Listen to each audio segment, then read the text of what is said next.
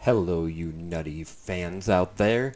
I'm happy to have you back because I am back with yet more of my Salvation Army finds. I'm going through this pile I've been finding and I'm just splitting up the video because I don't want to bore the hell out of you guys and you guys don't have forever to watch me ramble on.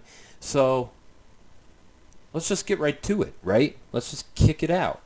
All right. All right, I got the Nutty Professor.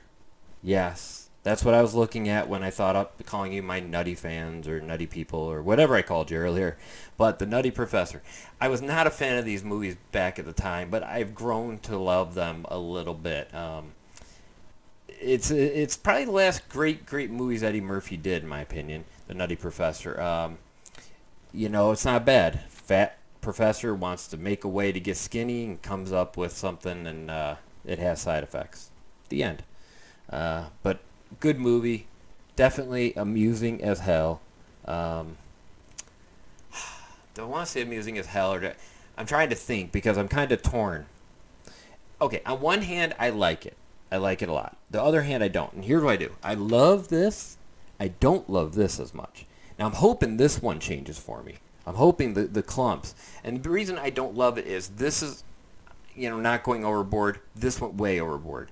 I think this one goes overboard at times. I will say that. But it's kind of like how a Talladega Nights goes overboard, right? Talladega Nights can be funny, but then it goes into this okay, course has run its time. On to the next joke. This one, he just plays too many characters, and I just don't think it's as good of a story. I don't think it's as good of a story. So, Nutty Professor 1 and 2. Definitely not bad pickups. Now those were 50 cents each. A couple more 50-cent pickups from Salvation Army. We got Nighthawks, baby, come on now. Now I don't know what Nighthawks is, other than it has Sylvester Stallone in it. Look at Sylvester Stallone here on the back. This is just crazy looking. So I'll definitely be interested to see if this is any good. It's from 1981, and he looks like he's a 70s cop. Oh, shit. Billy D. Williams is in this, too. There you go. Oh, Lindsay Wagner, the Bionic Woman. Ugh, great. That right there makes it all the better for me. So, there you go. I mean, Billy D. Williams, man. Lando. Cats and dogs. Things are gonna get hairy. This is a Warner Brothers release, so again, just like when I pick up a lot of Disney releases, I'm picking them up because I don't trust the fact that they're not going to go streaming only and have no way to find them later. So I don't know what's going to go out of print in the next few years. I think a lot of these DVDs are going to go out of print if they're not already. But I'm picking up movies that I want to own or see one day without having to find out which streaming service it's on and pay the additional 50-cent surcharge for whatever reason, because they will nickel and dime you at some point on there. And oh yes, there will be commercials for any of you that think you're going to get a streaming service that you pay for and don't have commercials. They may be forced at the beginning or forced at the end, whatever way. May not be during the feature, but there will be forced commercials at some point. But anyway, back to this. Cats and dogs, things are going to get hairy. This could be entertaining, and this is one my kid might like. I'm seeing on the back here, according to this, it looks like Jeff Goldblum's in it. That right there does it for me. And then there's a character voiced by Tobey Maguire. There you go. I think it's probably the dog. Let's see. Yep, a pup named Lou. Again, those two 50 cents each. Pierce Brosnan, Chris Cooper, Patricia Clarkson, and Rachel McAdams. What do they all have in common? Married Life, evidently. That's right, this is a movie called Married Life. Have no idea what it's about. But the case was pretty sealed up. It hadn't been taken out ever. I like Pierce Brosnan. Most Pierce Brosnan movies work for me. And Rachel McAdams is a good actress as well, so I have nothing. I'm not afraid of that one.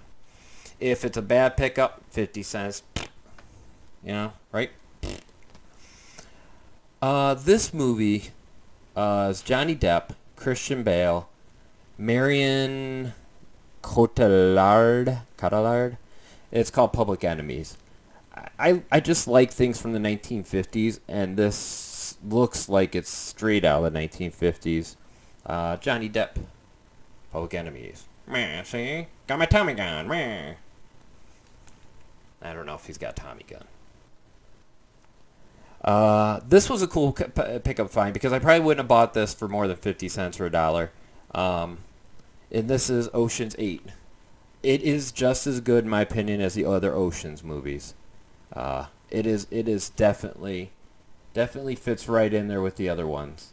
And I was happy to say it because when I first heard about this, I thought this was just going to be girl spin on a guy concept, which it is. It's pretty much just like a copy, but it's got enough interesting things in it, and the cast pulls it off really well.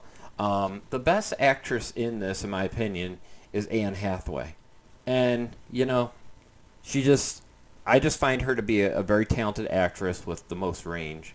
So, definitely a good pickup for 50 cents. It's got a second disc also in it. It's a 2-disc set. So, it's got the movie and then like a whole special features disc, which is kind of cool when you find those nowadays. The Deer Hunter with Robert De Niro. Never seen this, but I've heard great things about it. I mean, it got, 5 Academy Awards, including Best Picture in 1978. I'm interested to see this one. Interested to see what this is about. I know nothing about The Deer Hunter. How do I know nothing about The Deer Hunter? I have no idea. I just don't. I don't know anything about The Deer Hunter. And that's always good. I love going into a movie completely blind and being pleasantly surprised.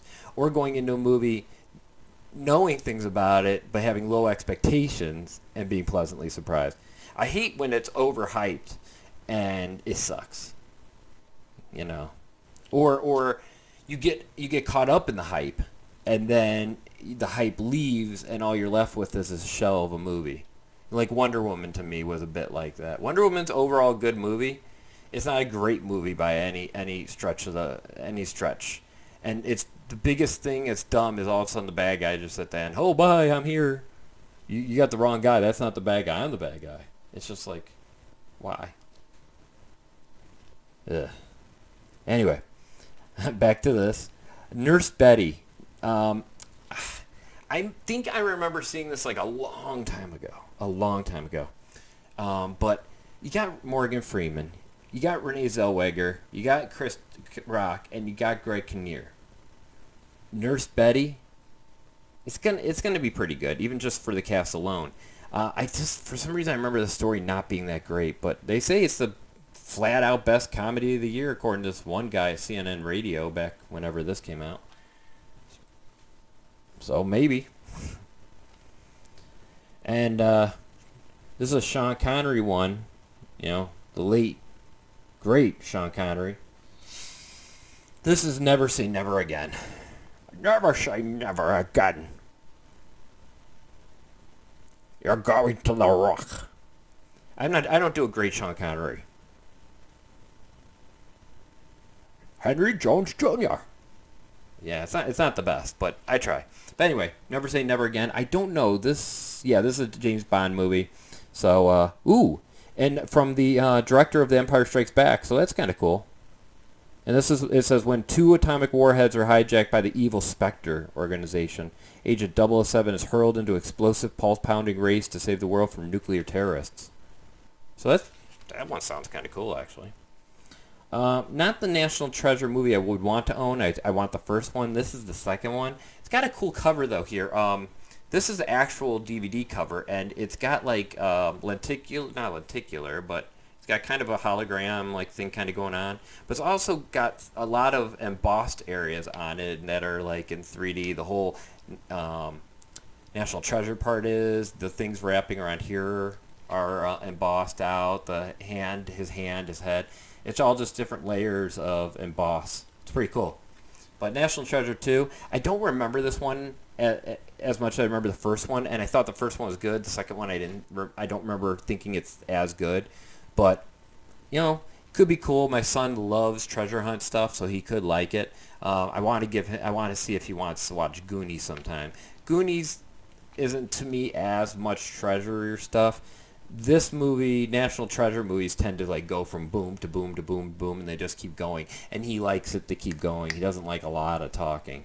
So there's gonna be parts of it he wouldn't like. I know that, but there might be enough parts he does like. And the last one here that I got is Mary Shelley's Frankenstein. Frankenstein. No, Frankenstein. Mary Shelley's Frankenstein. Right there. And do we got any others? What are these? Oh yeah, we got some more. Hell yeah.